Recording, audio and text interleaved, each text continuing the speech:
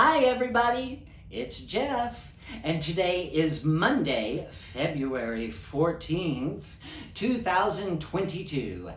Happy VD. So I wanted to do a little special Valentine episode that I kind of thought about this morning. So I'm trying to hurry up and do this and get it posted so it actually is posted on Valentine's. So if I talk fast, that's why I want to get this done and posted for you. So anyway, welcome to what is basically the first episode of Shen-arnagins with me. Yay! Thank you, Stephanie Swindell, for coming up with that name, Shen-arnagins. I think it's a great play on my last name, Jarnigan. So yeah, thank you very much. Good job. I would like to reward you with the first ever Shen-arnagins with Jeff coffee mug. Yay! Yes, ladies and gentlemen, I now have my own merchandise. So, Stephanie, I will contact you and we'll figure out how to get that coffee cup to you. I want to give you a little update on where I am with my kidney transplant. Basically, I'm still in the same place I was last time I talked to you. My donor did some lab work last week and they sent that off to Baylor. Then it snowed, so that held everything up. So we're still waiting for the results to that. Patiently, my favorite thing. Hurry up and wait, hurry up and wait. But, you know, it is what it is, and that's fine. I've waited 6 years now. I can wait a little longer for a test result. So once she passes this test, which I know she will, then she will make an appointment with Baylor and actually go to Fort Worth, where they will run some more tests on her in person. So yeah, they just want to make sure she's healthy, make sure she actually has 2 kidneys, you know, things like that, stress test. It'll be a whole day and a half of testing for her in Fort Worth. And then once she passes all of those, then we should be able to schedule a time for the actual transplant surgery. So now you know everything I know. Let's keep this show moving along because I got a little story planned for you in a bit. Actually, I've got a few stories coming up for you, but you know, I just don't feel Valentine-y enough. Let's fix that, shall we? 1, 2, 3. Ooh, me likey. Yeah, this does the trick. You know, Samantha makes that look so easy on Bewitched. I tried to twinkle my toes and I tinkled my pants. Now I sound like Uncle Arthur. Okay, so first, I want to start with this painting back here. This is one of the gifts that I did for Sean. I actually just painted this yesterday. I woke up yesterday morning and thought, this would be a great idea for a painting, so I did it. Basically, what it is a heart that is not perfect. It's scarred, a little battered and bruised, broken. Little pieces of our heart have been taken by people that, you know, maybe we had relationships with in the past, or, you know, grief leaves scars on your heart. So yeah, I did little pieces of the heart being scattered about. And then, you know, lots of times when your heart gets broken, you cry a lot of tears, you shed a lot of tears. At least I do, but, you know, these days I cry at the drop of a hat. But yeah, you know, my past relationships, there were tears involved. So, you know, I put some puddles of tears. When we're in that place, we also try to fight off the darkness and keep it at bay. So that's why you see little bits of black sneaking in around the edges. So yeah, I also felt like there should be some kind of armor or protection around the heart, and that's when I decided to put sequins around the heart, and then I kind of scattered the sequins out throughout the painting. I don't know if you can really see those sparkle on video like I can see them here in person, but they do, and Sean loves it, and that's all that matters to me. So I call it the effed up Valentine because that's pretty much what it is. Really, I think what I really deep down wanted to call it was broken and battered. That's actually, those are actually words from a song called Junkman, and Bette Midler redid that song, but she did it as a ballad, and I've just always loved that version of it. It just plays so well into a ballad. It's kind of like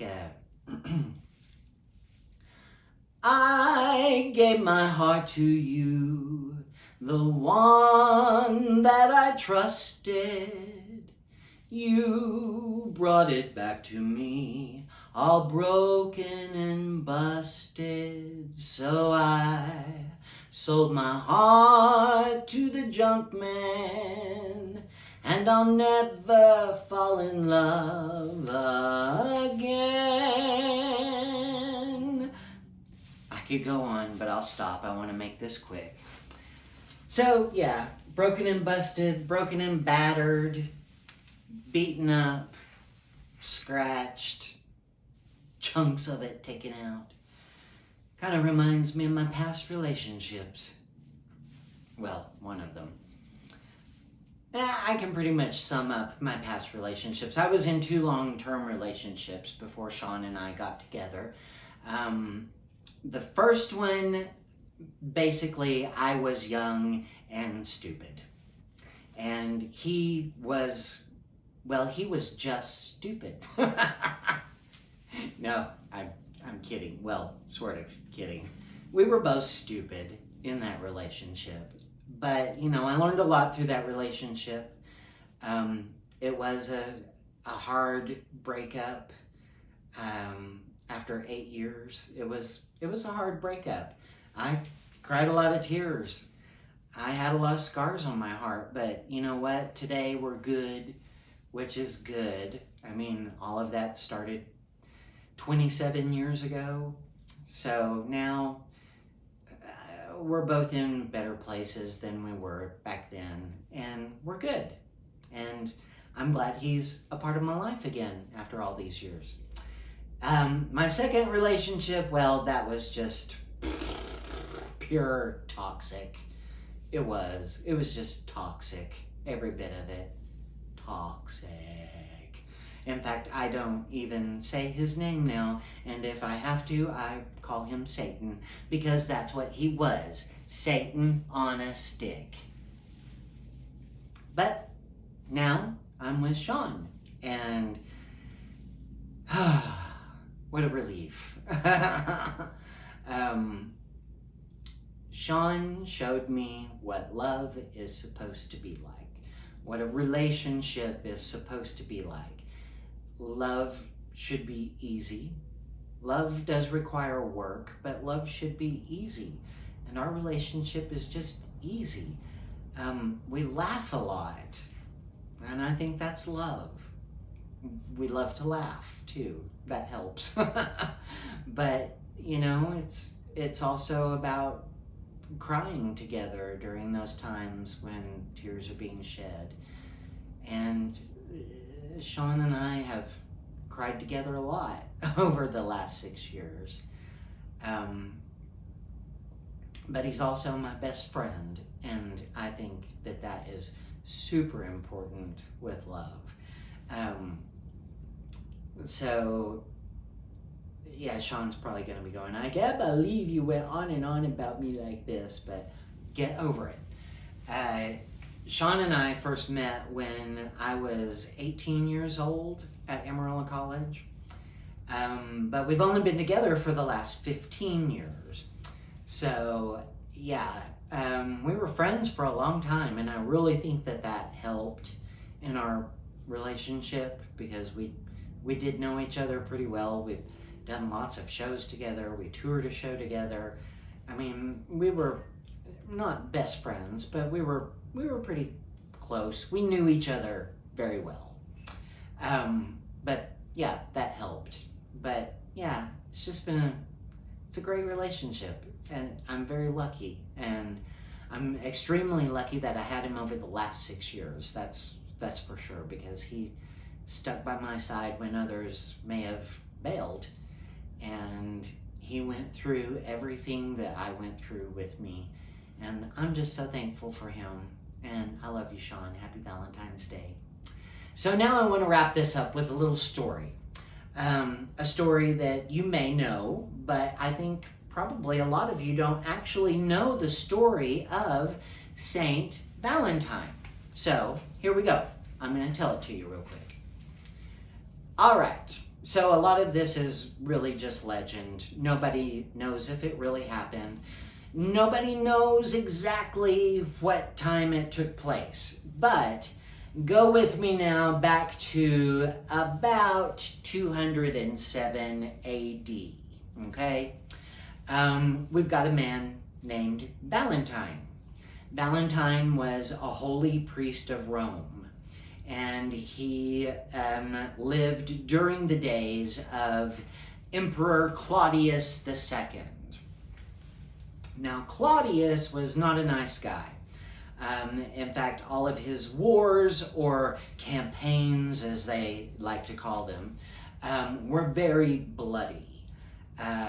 If you were in his army, more than likely you needed to be prepared to die. Bloody stuff. He was not a nice guy, like I said. In fact, he was so mean, they nicknamed him Claudius the Cruel. Does that tell you something? So he was having trouble getting men to join his army because he thought that the men, get this, were too attached to their wives and children. God forbid they chose their wives and families over going off and being a part of his bloody tirades. So what Claudius decided to do was ban marriage. And he even banned engagements. Yeah. So, of course, this was absolutely ridiculous. And Valentine did not agree with it. And he loved marrying people. So, even though marriage and engagements were banned, Valentine continued to marry people secretly. Well, he got away with this for a little while, but then Claudius the Cruel found out and insisted that Valentine be put to death. So they arrested Valentine and they dragged him before the prefect of Rome. And they decided that Valentine should be put in jail and then executed. Now, legend has it, while he was in jail, he became quite close to one of the jailer's daughters. In fact, his farewell note was actually written to this jailer's daughter, and it was signed from your Valentine. So, there you have it. Then on February 14th, Valentine was dragged into the street, beaten to death, and then they chopped off his head. Happy freaking Valentines. See you next time.